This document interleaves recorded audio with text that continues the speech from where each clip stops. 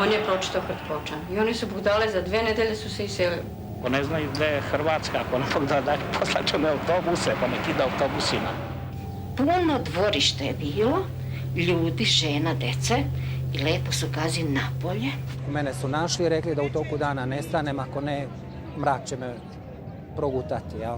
Meni sve to baš zamotali bombu u košu i da moram da idem i gotovo.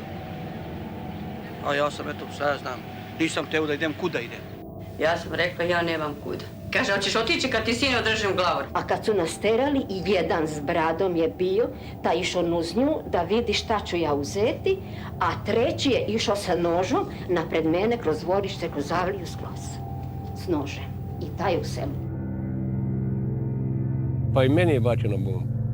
I mom stricu je bačena, isto prezime. Ali najveći incident je to što su čovjek, 51. godišnje, njega su zaklali. Isekli su mu uši, povadili mu oči, odrezali mu nos. Na kraju su ga zaklali kao janjeg, prerezali mu grkljan i onda su ga bacili i terali auto po njemu.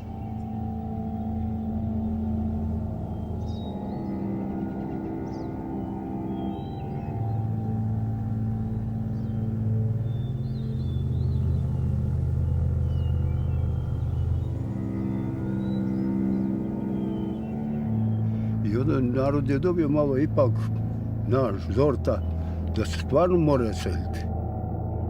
I to veće su 600 kuća iselili iz Hrtkovaca.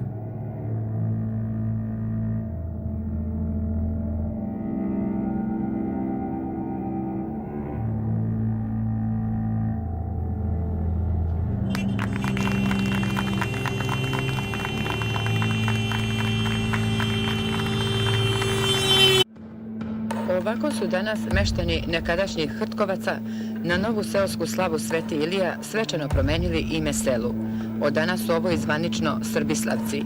Znam da su me lepo dočekali neki domaćini kad sam posjetio Hrtkovce, ali to je bilo 93. 94. ili Srbislavci. Kako im je bilo lepše ime. Ustaško stanovništvo je postao nastojeno stanovništvo i u Slankamenu, i u Kukujevcima, i u Beškoj je bilo takvih. Oni su Ustaše. Gde si ih proterao? Jeste. Nisam ih proterao, nego smo propagandnim naporima malo ubrzali tu razmenu, kako je to etničko čišćenje, a nije dovršeno. Onda je Nije dovršeno, evo to je. Nije dovršeno.